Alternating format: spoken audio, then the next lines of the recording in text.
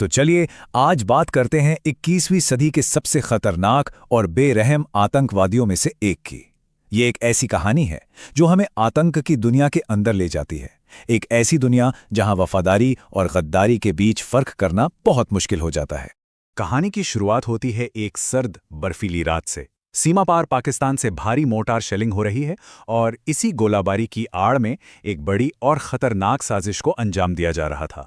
और इसी हमले में हमलावरों के सरगना ने एक ऐसी हैवानियत दिखाई जिसने इंसानियत को भी शर्मसार कर दिया। उसने एक भारतीय सैनिक भाऊ साहब मारुति तालेकर का सिर कलम कर दिया था। इस एक क्रूर हरकत ने दुनिया को इलियास कश्मीरी के नाम से रूबरू करा दिया। लेकिन सवाल ये है कि आखिर था कौन ये आदमी और कैसे बन गया ये दुनिया के सबसे खूंखार आतंकवादियों में से एक।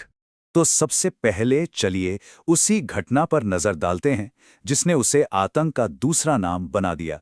मतलब ये कोई आम घुसपैठ नहीं थी, ये एक पूरी तरह से प्लान की हुई मिलिट्री स्टाइल कार्रवाई थी जिसे रात के अंधेरे और जबरदस्त गोलाबारी की आड़ में अंजाम दिया गया। तो सबसे बड़ा सवाल यही उठता है कि एक यूनिवर्सिटी में पढ़ने वाला स्टूडेंट एक खूंखार जिहादी कैसे बन गया। उसकी इस पूरी जर्नी को समझना बहुत जरूरी है। देखिए, ये टाइमलाइन साफ दिखाती है कि कैसे उसे कट्टरपंथ की तरफ धकेला गया और इसमें पाकिस्तानी एस्टैब्लिशमेंट के कुछ हिस्सों का भी हाथ था। उसका सफर एक कॉलेज से शुरू हुआ, लेकिन बहुत जल्द वो एक ऐसे मदरसे में पहुंच गया जो आतंकवाद की फैक्ट्री माना जाता था। तो अब आते हैं इस कहानी के उस हिस्से पर जहां पाकिस्तान की खुफिया एजेंसी आईएसआई ने कश्मीरी को अपने एक बहुत बड़े एसेट, एक हथियार की तरह इस्तेमाल करना शुरू किया। कहने का मतलब है वो आईएसआई के लिए एक बेशकीमती हथियार था, एक ऐसा हथियार जिसे एक जंग में तराशा गया और फिर दूसरी जंग में झोंक दिया गया। अफगानिस्तान में वो जख्मी भी हुआ, लेकिन इसके बावजूद उसे कश्मीर में आतंक फैलाने का और भी बड़ा जिम्मा सौंपा गया। और पता है, भारतीय जेल से उसका भाग निकलना, इसने तो जिहादी दुनिया में उसे एक लेजेंड ही बना दिया। जब वो पाकिस्तान वापस पहुंचा तो उसका स्वागत किसी हीरो की तरह हुआ और इस चीज ने उसे और भी खतरनाक बना दिया। लेकिन जैसा अक्सर होता है, ये रिश्ता ज्यादा लंबा नहीं चला। जल्द ही ये हथियार अपने बनाने वालों के ही खिलाफ हो गया। देखते हैं कैसे। ये पूरी सीक्वेंस देखिए, इससे साफ पता चलता है कि आखिर क्यों उसने उसी सरकार के खिलाफ जिहाद का ऐलान कर दिया जिसने उसे खड़ा किया था। जनरल मुशर्रफ का अमेरिका से हाथ मिलाना और फिर लाल मस्जिद पर हुई कार्रवाई, ये वो वजह थी जिसने उसे पूरी तरह से पाकिस्तानी सरकार के खिलाफ कर दिया। अब कहानी में एक नया मोड़ आता है। ओसामा बिन लादेन से हाथ मिलाने के बाद कश्मीरी की पहुंच और उसके मंसूबे दोनों ही बहुत ज्यादा बढ़ गए। उसने अपने ऑपरेशंस का दायरा बहुत बढ़ा दिया।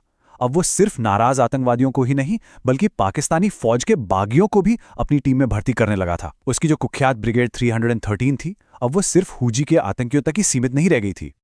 और ये टेबल देखिए, इससे आपको उसके आतंक के पैमाने का अंदाजा लगेगा। पाकिस्तान से लेकर भारत, अफगानिस्तान और डेनमार्क तक उसने कई देशों में बड़े बड़े ठिकानों को निशाना बनाया। 26/11 मुंबई हमलों से लेकर CIA बेस पर हुए अटैक तक वो कई बड़े आतंकी हमलों का मास्टरमाइंड था। डेनमार्क के एक अखबार पर हमले की प्लानिंग के दौरान उसने डेविड हेडली को जो कहा, उससे उसकी क्रूर सोच का पता चलता है।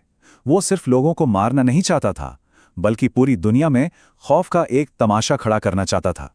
CIA बेस पर हुए उस हमले के बाद, जिसमें 7 अमेरिकी एजेंट मारे गए, इलियास कश्मीरी अमेरिका का नंबर 1 टारगेट बन गया, ओसामा बिन लादेन के ठीक बाद। और फिर अगस्त 2010 में अमेरिका ने ऑफिशियली उसे ग्लोबल टेररिस्ट घोषित कर दिया और उसके सिर पे रखा $50 लाख का इनाम। अब देखिए, बिन लादेन की मौत के ठीक 1 महीने बाद CIA ने ISI के जासूसों की मदद से उसे आखिरकार घेर ही लिया। उसका अंत आसमान से हुआ और बहुत तेजी से हुआ।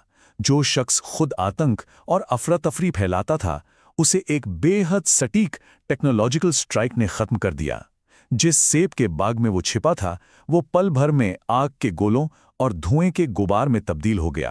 विडंबना देखिए, जिस आदमी ने एक भारतीय सैनिक के कटे हुए सिर को ट्रॉफी की तरह पेश किया था, ड्रोन हमले के बाद उसकी अपनी लाश का कोई टुकड़ा तक नहीं मिला।